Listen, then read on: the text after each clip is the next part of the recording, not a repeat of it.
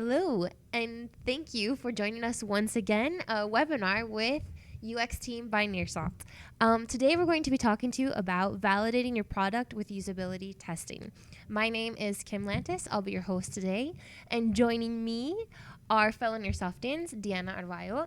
She works directly with UX. Hello, Yeah. Diana. Hi, Kim. As well as Monica Tai, who is actually a product owner for us, works in our labs department, and she'll be here with a case study for us today.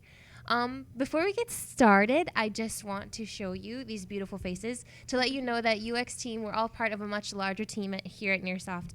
You can go ahead and check us out, ux.nearsoft.com. Lots of expertise, lots of help for you, questions.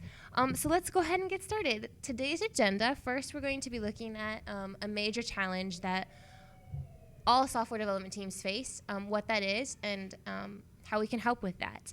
Then, of course, how usability testing helps you and your teams validate your product. We'll be looking deep into a case study of ours, which is a product called Retrospectives. And then, of course, we'll wrap it up with our takeaways and any questions and answers that you as the audience might have. So go ahead and either post your answers here at our live stream or on Twitter, which is Nearsoft UX Webinar. So let's go ahead and get started. Diana, what is the challenge that all software teams, developing teams face? It's one that it's ugly, and it is rework. Especially in this industry that is software, there is a number that 50% of programmers' time during a project is spent doing rework, right? So it's a horrible number. And Very high. Yeah, very high. And we want to teach you how UX can help you to reduce that number. Most of the teams try to build products faster, and they don't want to spend time integrating these good practices, doing user research, and instead of that, they think that they are saving money, but in the reality, they are wasting time and losing money. Because for every dollar that you invest in UX, the return of investment can be from 10 to 100. So this is a number that it's important to mention today, because we want to encourage with these good practices in UX, especially in usability testing. That is our main topic today. Right, 10 to 100 times. That's huge. Yeah. Monica, do you know the word rework? You are familiar with Yeah, that? unfortunately, I'm very familiar with it, and I learned it the hard way. We worked for several months on a product without testing it first on users, and when we got to the user acquisition phase, we couldn't figure out why people signed up, but they didn't use the product at all. So we ran some tests and found out everything that was wrong and we needed to change, and we had to do lots of rework, and we spent several months on that. Yeah. That could have been avoided Yeah. from the start. Yeah, So, yeah. no fun at all. No. So let's talk about that then. What's the solution? The solution is to implement usability testing. It's a good practice, but there is a myth, an idea that usability testing is something super complicated. You need a fancy lab, for example, to perform usability testing, a lot of people involved. But in the reality, usability testing is a great technique because it's low cost and you don't need a lot of resources to implement. So as you can see here, we have 2 team members at Nearsoft running a couple of tests, and there is only a facilitator, a user, and a product to test. So we want to break that myth today and teach you how to implement usability testing in your next sprint or in your product development. In terms of time and money in this reality, how many users might we be expecting, or how much time might this entire process take you? The entire process, I don't know, it could be maybe 20 hours in recruiting, in setting goals, writing tasks, running the tests, analyzing the data. So It depends. It depends, but a day's work, 20 hours, compared to how many months of rework? Oh, that's awful. Like a whole month or more, depending on how advanced you went with your product without testing it. Perfect. Yeah. So today we are going to say bye-bye this myth, and we are going to teach you how to implement it. Perfect. So we understand basically the need behind it, and why we want to have usability testing. But let's talk about it. What is usability testing? Okay. For me, usability testing is an opportunity to have a casual conversation with my users to understand why they are using my product and how this product fits in their lives. Okay? Understand how people use your product and for what purpose. That's basically what it is. Also, you can understand what people say, but what people really do. And usability testing is a great technique because helps you to understand that. Because we tend to say something, but in the reality, in the practice, we do something completely different. Mm-hmm. Yeah. That's exactly true. I think sometimes people know what's expected of them, so they say Yeah. what might be the case. Of but course. Yeah, and we have a lot of examples in this webinar, yeah. So here, I want to show you a picture of how the UX team run a couple of usability testings here. And also another benefit of usability testing that I like a lot is you can run this test remotely. So the distance of if you are in different countries or cities is not a problem. So here we have Denise, a teammate, Nearsoft, running a test using Hangouts. You can use Hangouts, Skype, or another different software. And she has also her script with the task and all the things that she wants to discover during the test. And also, she's using a smartphone to record the audio, just to be sure that she is not missing anything. So basically, this is what you need. Okay, a user, a facilitator, and a couple of things to run the test. Right, very different than what we might first imagine. Yes. Yeah. Very good. So before we get going into more detail on usability testing and how we put that into practice, Monica, can you tell us a bit about the product that you tested using usability testing? Yes, of course. But first, I would like to explain what a retrospective session is, in case some of you are not familiar with it. Well, these are meetings that are held at the end of sprints in agile software development. And during retrospectives, the team reflects on what went right and what went wrong during the sprint, and what can be done to improve it by creating action items. So we noticed many agile teams ran retrospective sessions inside Confluence, but they didn't have a proper tool to do it. Therefore, someone had to be taking all the notes, or all the knowledge would be lost. People had to take turns saying what they thought went right and wrong during the sprint, and this caused a lot of participants to be biased or influenced by their team members' ideas. So we talked to the team at Atlassian, and they told us some feature ideas that they thought we should implement on our product. But before building them, we wanted to make sure we got it right. So this time we ran usability tests. Yes, we learned from your mistake. Yeah. Very good, very good. So let's get started. So again, what is usability testing? Check. But how? How do we go ahead and do it? How? Okay. And first, I guess, when? At what point in the stage? Yeah, sure. The beauty of usability testing, I am a big fan of this technique, is you can use it in different stages of your product. You can run a couple of tests before to launch your product, and you can use prototypes even just as a sketches. I know you know that with pencil and paper, and run a couple of tests, or maybe if you have a high fidelity mock or a prototype, or maybe when you are now on market but you are facing some kind of problems with maybe user retention or acquisition, conversion, and you don't know why. You have the analytics, but you don't know how this is happening. Usability testing can answer that question. And also, you can use usability testing when everything is going well. Your product is, rocking on market, but you want to improve it and add new features. So you are not sure if you should add this or work on this. You can run a couple of tests and validate these ideas to implement in your next sprint. And no matter what your goal is, you're still saving that rework again and again and again. Yes. Yes. Perfect. All right then. So we know the what, the why, the when. Let's talk about the how. You've convinced us. How do we run a usability test? Okay, how?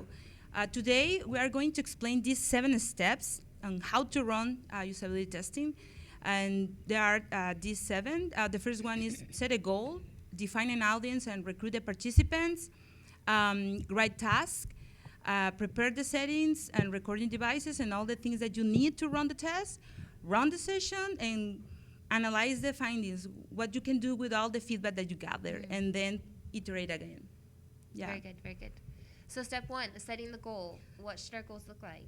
Okay, setting the goal.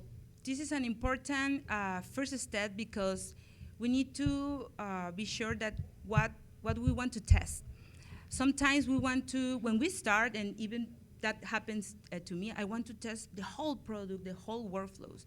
But it's not the ideal. The ideal is to set a goal based on maybe on your prototype or maybe in a specific feature that you want to test. For example, if you want to test the registration process, okay, all the goal of the study should be in that direction. Then you will have an opportunity to test perhaps, I don't know, the gallery session, the filters, or wherever you want. But one feature at a time, one workflow at a time, one prototype at a time. That's the idea to set a goal. To be more effective, to go deep. Yes, because if you want to cover the whole product, you are going to only be in the surface and you will miss the opportunity to go deeper in each feature or each workflow. So this is why this is important. Very good.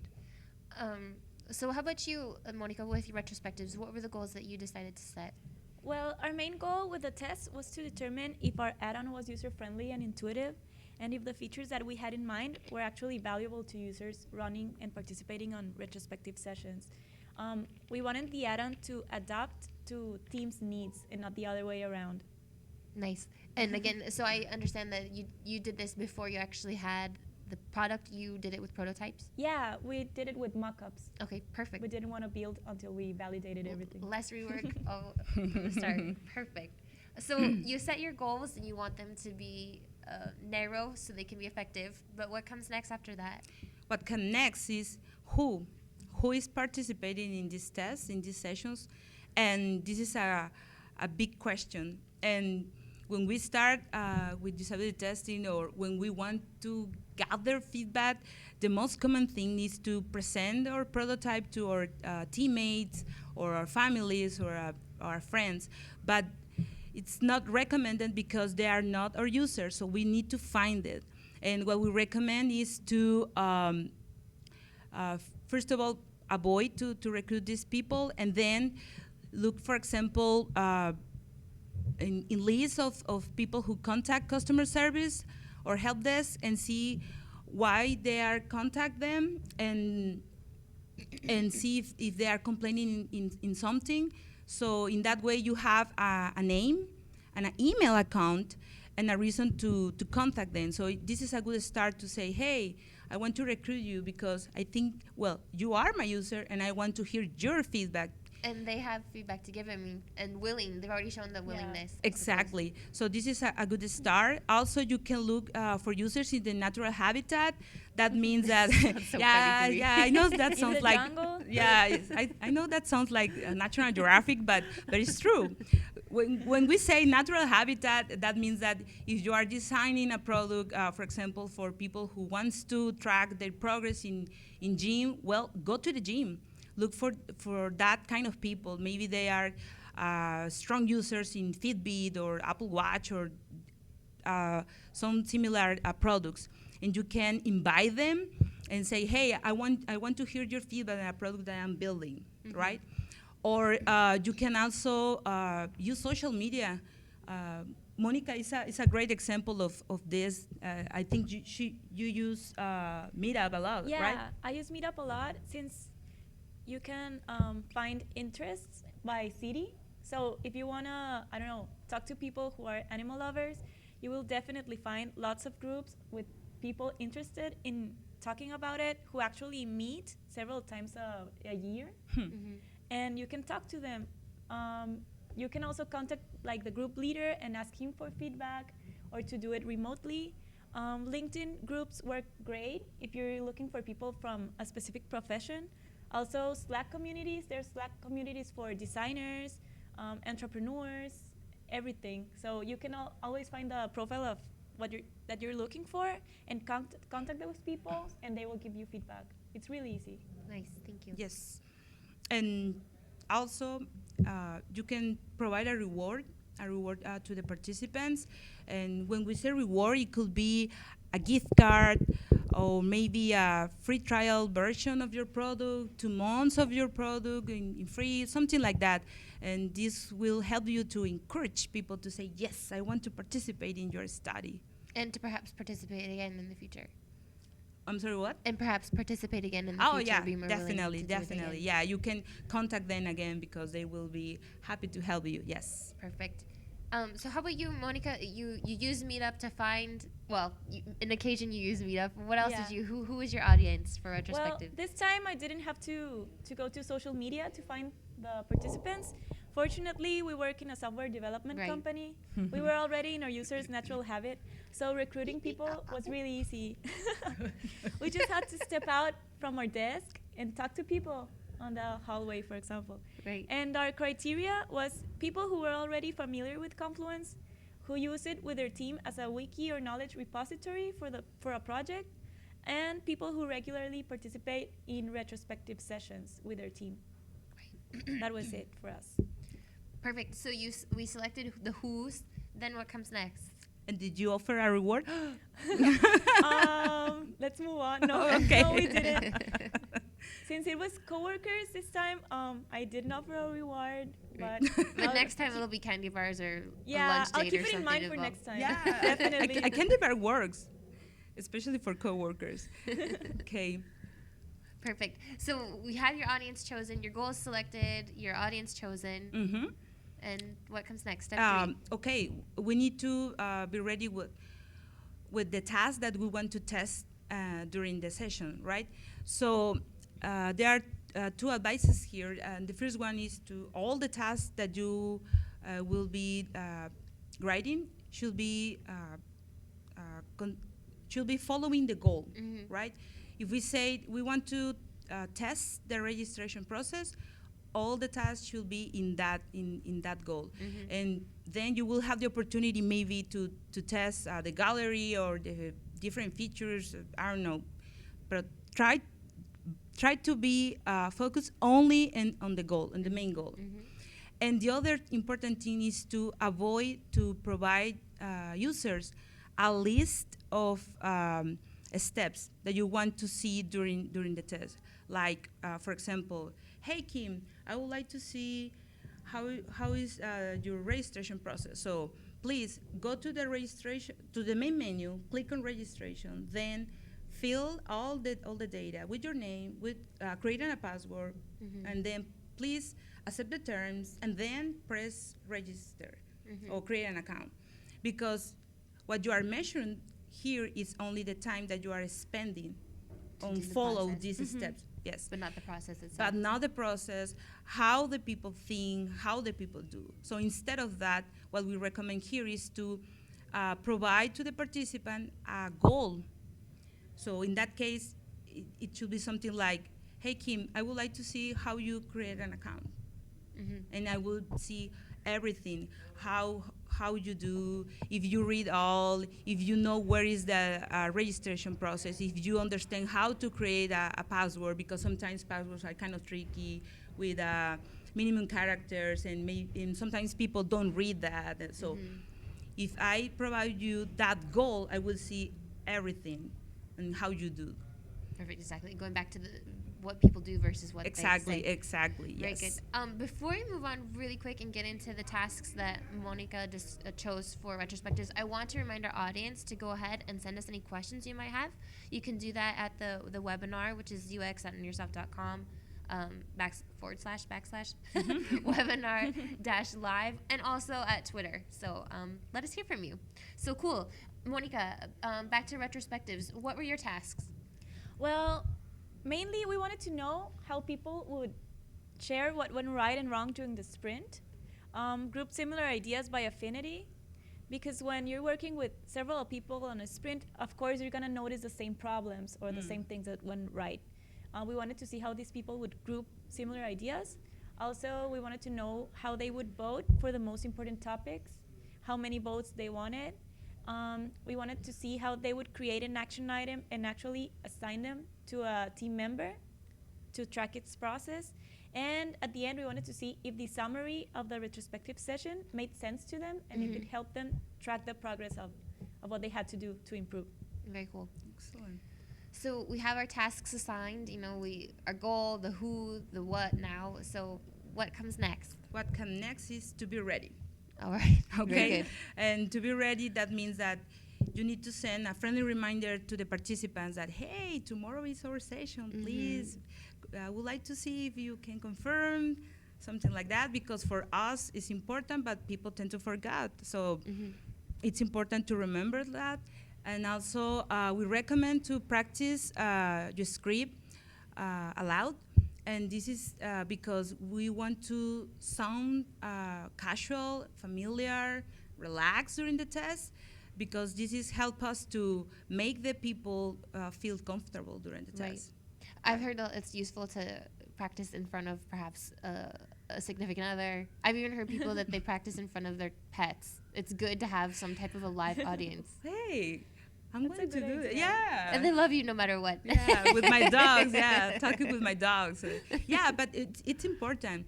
And also, you need to be sure that if you are going to need an observer, a people who helps you to take notes or something like that, and if not, if you can run the test by yourself, we recommend to have a device to record the audio. It could be your smartphone, and just to be sure that you will have something that you can hear again in case you miss something. Would you say that audio should be, no matter whether you have an observer or not, it's good to record it? Yes. Definitely. Yes, all the time. Yes, definitely. Something that really worked for us was to invite part of the development team that would be building the product to witness the sessions. Nice. That way, they could receive the feedback firsthand from the users and see what was the problems and what they liked. Because sometimes when you're building a product, you fall in love with it and you're not prone to receive feedback. So if you are in the session and you see the participants struggling or with doubts, you have no other choice but to change it, do something about it. It's the empathy. Yeah. It's the Empathy. empathy. And then feel you guilty. as a tester isn't your word against theirs. Yeah, It's, no, it's of course. I saw And you it. It's true. realize that you need to change something in your product and you're going to have to do it. And also having someone there from the team helps you, because if they take notes, at the end you can compare what he saw versus what you saw and analyze the findings together. Very good. Yeah, because at the end we are building products to improve people's life. So it's about it. Yeah. It's about them, not you. Yeah. Yes. And the last recommendation is be sure that the internet is working, that you have enough battery in your laptops or maybe in the devices, because we don't want to miss something just because you don't charge your devices. Right, of course. Yeah. And you're using people's time. They've volunteered course. for you, Of and course. you want to make sure that it's as efficient as possible. Definitely. So what was your setting and your preparedness for retrospectives? Well, since our team is multidisciplinary, we had the fortune to have a designer with us, and he helped us by building a prototype on Envision, and that's what we used to run the tests. I recorded the participants' screen and also their voice using QuickTime. I don't know if you've heard about it. And It's also, an excellent practice. it's really helpful. And we took notes at the same time.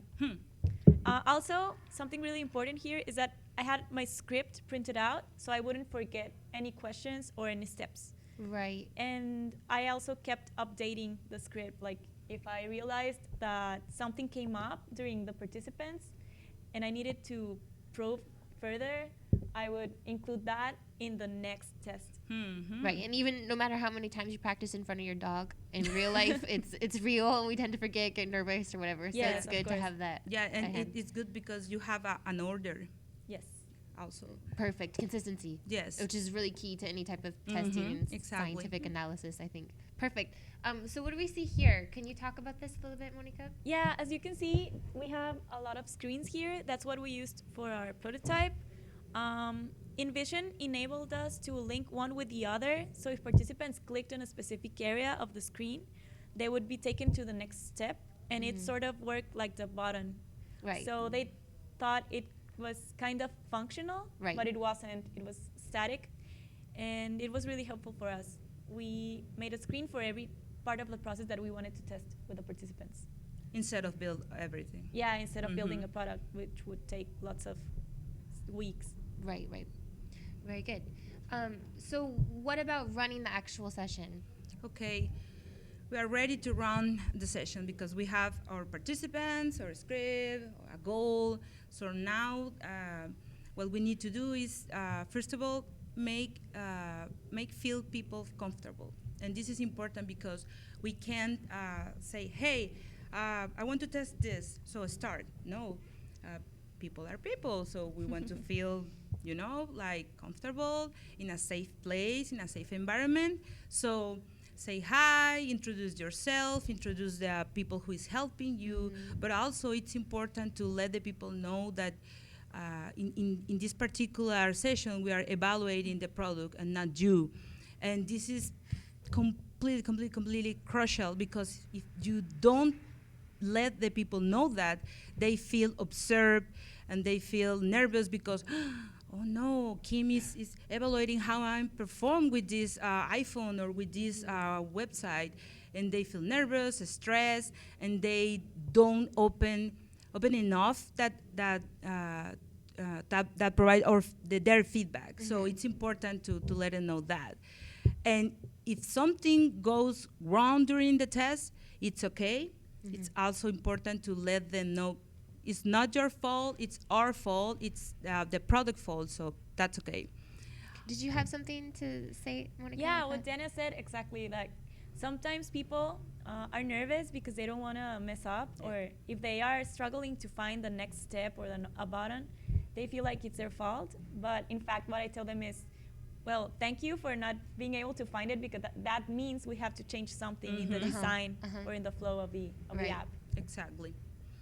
Also, it's important to let them know that their feedback will help us to improve the product. So, and this is because it's true.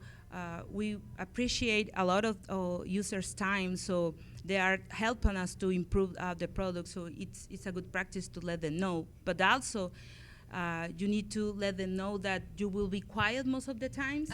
And this is important because they are testing something, interacting with a product, but they feel like, why Monica is so quiet? Why she's not talking?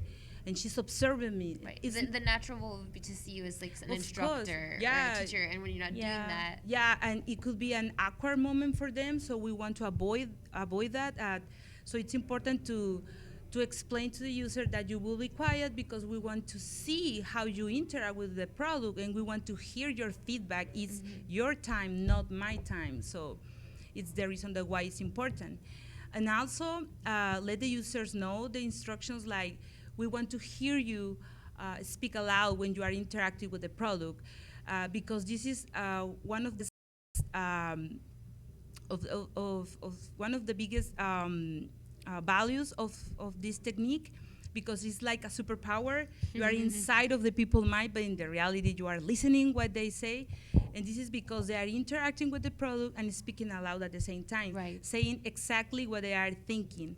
So you can be like, oh wow, I understand why she did that, or why he does that. So it's something like, well, I suppose I'll go here and click that. I expected to do this. Oh, that wasn't right, so I'm gonna hit the back button. Yes. And I think you need to be constantly reminding them throughout the session, because you tell them at first, but it's not natural for us to be thinking out loud.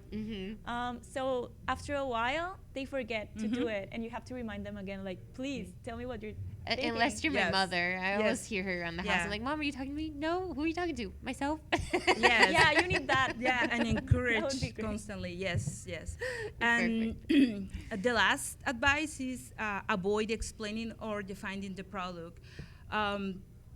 Sorry, but if a user says this sucks, so I understand this, or this UI is so ugly, you need to be quiet, smile, and be polite and impartial, because you are running the test to improve it, not for explaining something that is not completely clear or defending the product. Right. Yeah, So you're not trying to sell the product there. You want to get feedback so you can sell it afterwards on the market. yes, exactly. Good perspective. And the last one is a user, in case if you are running tests and a user is asking you constantly that, should I press this or should I press here?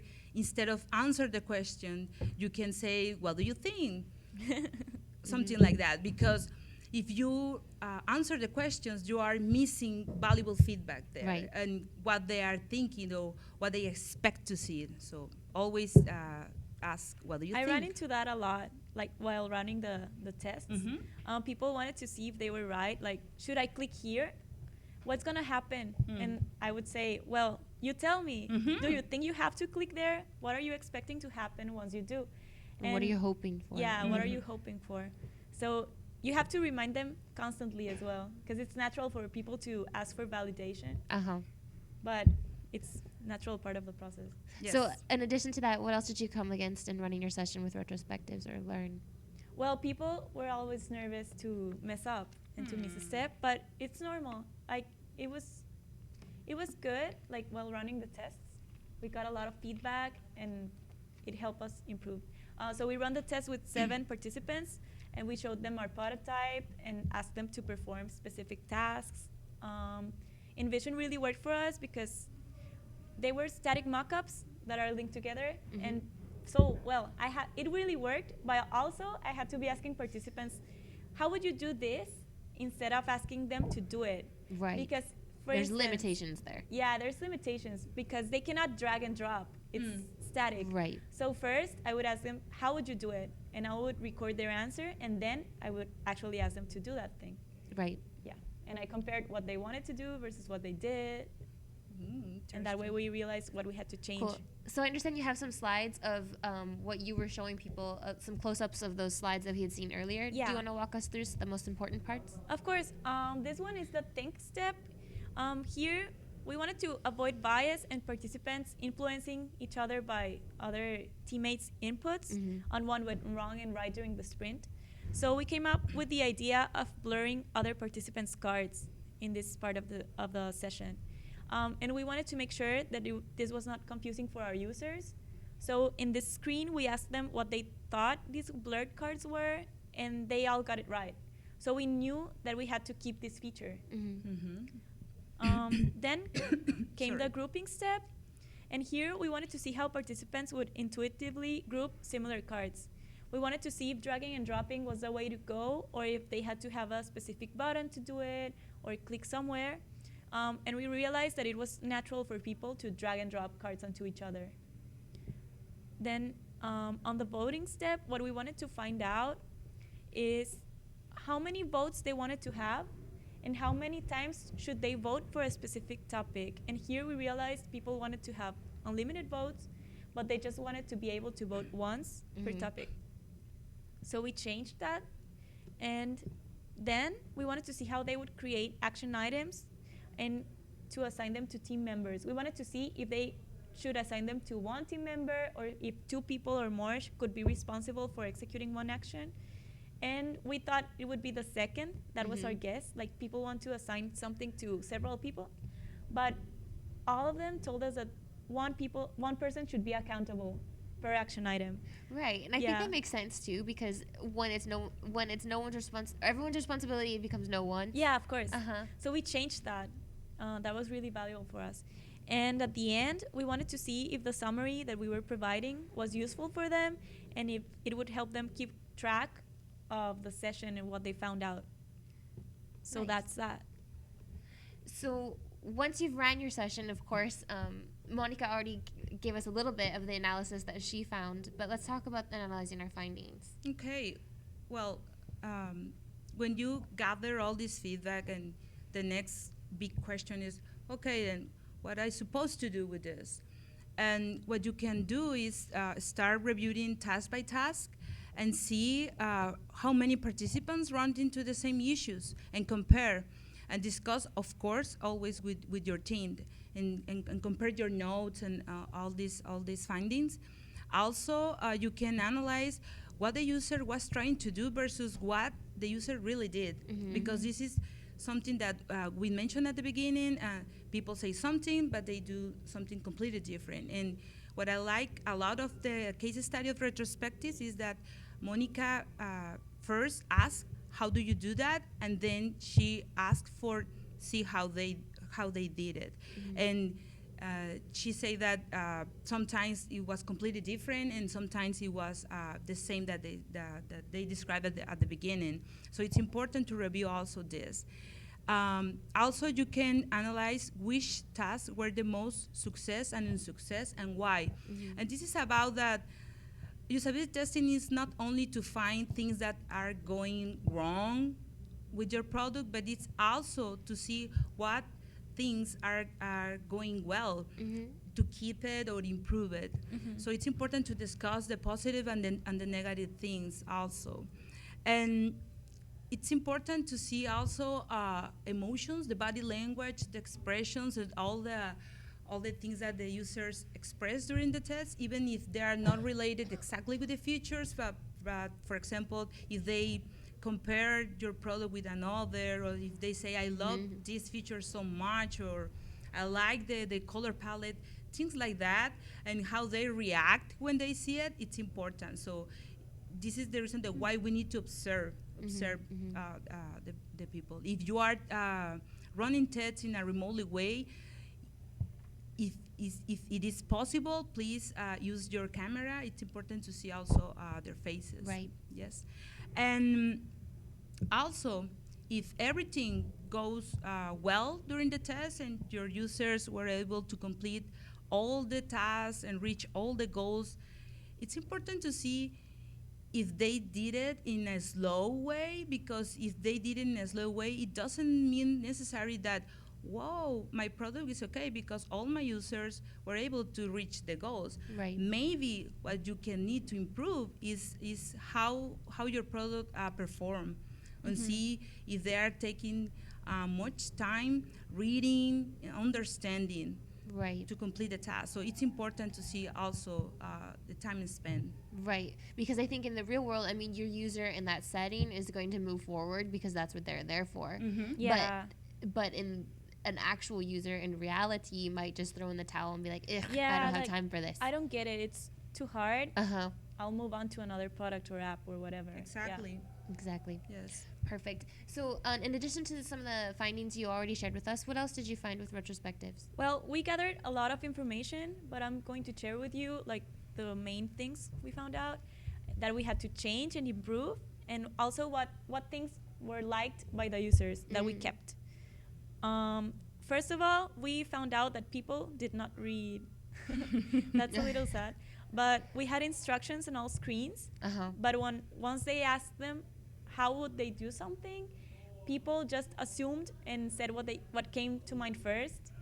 Or I would ask, what is this screen for? What is happening here? And they wouldn't be able to tell me. And it was right there on the instruction. And we found out that we needed to make them bolder, stand Highlighted. out. Yeah, highlight Shorter, them. even more concise, perhaps. Yeah, but mostly make them more visible. So we did that. And also, users needed someone to carry out the session, to run it. A moderator that would advance through the steps and know when to go back and when everybody was done. This is something that you affirmed or something that you discovered? No, we had no idea. Like, no, we had no idea. But talking to the users, they would always ask me, how can I know when to move on? Like, who gets to click on next to move to the next screen? And they suggested the moderator even. So that's really important to be, like we said, observing and listening. It's not just about the goals that you want to accomplish, but something like that is really key in making your product ultimately way better. Yes. Very and cool. Related to this, they also asked for an I'm ready button. Okay. So each participant could click and let the rest of the team know when they were done. That way you could see who was missing, who needed a little nudge so they could move on. Yeah, move on. Perfect. And accelerate the pace. And here are some screens. So as you can see, it's highlighted there on yellow, the instruction, to make it more Some clear. contrast, Yeah. And the next screen is the moderator. We implemented the moderator role and also the ability to transfer this role. He's the king. The king of the session. Yeah. Okay, I like the icon. And the last screen is the grouping step. We also made some changes to it to clear which topics were positive and which ones were negative. Okay. Excellent. Nice. Perfect. So, how about you talk about this one, Monica? So, what did you discover? The benefits of usability testing. There we go. Versus your experience of not having done it, and then when you did do it. Well, it was really helpful. Like, we validated all of the features we had in mind before actually building them. It helped us prioritize. Which I think adds motivation. I suppose your team then was of like, course. cool, we're on to something. Yes, we're doing something that we know people are going to love and use. Right. So it was a great motivation. Like, we need to, accelerate our pace and launch this now so people can start using it and cool. improve their sprints. So yeah, we also prioritized our backlog and defined our product roadmap based on what participants told us. And we discovered new features that were needed in order to run the retrospective session. Like moderators? Yeah, like the moderator. In fact, once we launched, we got feedback from a real user asking for the moderator. We were not able to include it before the release because we had a time constraint, but we had it on our roadmap for a So then more validation, and that makes you feel good. Like, yeah, like we the already user, know that. I need a moderator to use And we're already this. working on it. We're already working on it versus not knowing Like if it was what? a cool feature or not. Like, if we hadn't run the test, we wouldn't know if that was needed. So yeah, that's really reassuring. And we avoided rework, which is really important. We could focus our time on building features that we knew users needed, instead of just guessing and then taking it all back and redoing it. So the overall efficiency, morale, pocketbook of your team is all in all better thanks to usability testing. All right. So when it comes to validating your product with usability testing, Diana, do you have a summary for us? Some takeaways? Of course, Monica and I also. Yes, the first one is if you have an assumption or if you are trying to guess, run a couple of tests. Put your assumptions to test with your team and validate with your users. Don't build something that you are not sure if it will be accepted or if present some kind of value for your users. So run a couple of tests. It's easier and it's effective and reduce the rework. The other one is, and I love this because we want to always work in a multidisciplinary team, so it's important to involve other team members during the whole process, and that means when you are recruiting or defining your audience, when you are writing the task, when you are running the test, that I think this is one of the most important, and Monica explained it very well, because they build their empathy with the people who is using your product. So it's important also. And the third one is about the feedback. When we start running the test, we want to fix everything that the users say during the sessions. And you feel like, oh my God, there is a lot of feedback. I need to change all these things, but not. It doesn't work like that. What you need to do is to analyze all the feedback with the different tips that we provide, and then select the more critical issues, right? And prioritize that issues that you found. So, for example, if a user say, I want this button in red, others say it in yellow, and another say it in green, maybe what they are trying to tell you is not about the color, but they are talking about the contrast or something. Right, you don't need to make a rainbow button. Exactly. Like in the case of retrospectives that Monica said, that they had the instructions but users didn't read, so they highlighted. So maybe they are experiencing something like that. Yes. And the fourth one, it's about including user testing in your next sprint. I'm a big advocate for this, as you can see. And it's important to remind you that usability testing that does not have to slow down the development team. If you know a key feature is coming, you can test a mock-up or a prototype in order to acquire feedback and refine it before the sprint. Right. So instead of rework and guessing, you only build validated features and products. And this will ensure your success on the market. And since you test with 5 people or 8 and only a few features at a time, you obtain validated learning that you can apply fast. And a tip that has worked for me is that you don't have to be validating in the same sprint that you're building the feature. No, that's wrong. You have to go Look ahead. You have to validate 1 or 2 sprints before you're actually planning on building that. So once the sprint planning comes up, you already have the feedback, the results of analyzing that feedback, and the product specs for that feature. Nice. That's the way to go. So usability testing and Agile are friends. Yeah, Agile and usability testing can go hand in hand and work perfectly. Very good. Excellent. Thank you. And the thing is that you have to be doing it again and again and again.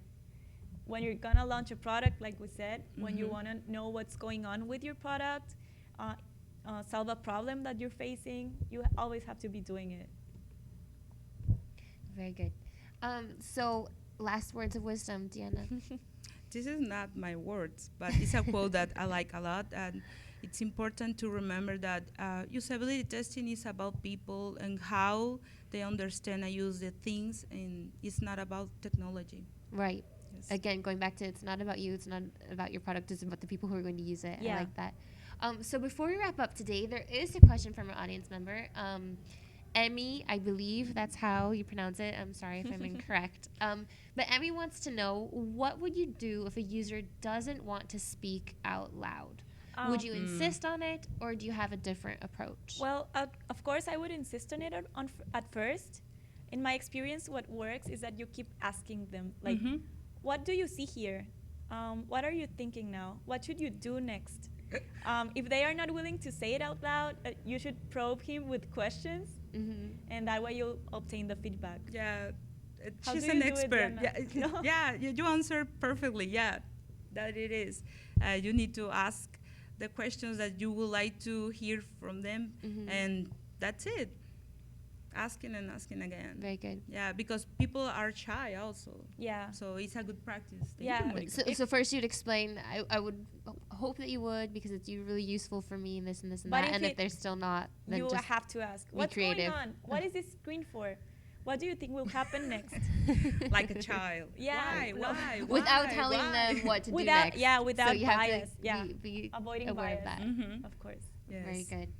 All right. Well, that brings us to the end of our webinar. So thank you very much for joining us. If you'd like to know more or looking for more in-depth personalized help on how to perform your usability testing, we're here to help you.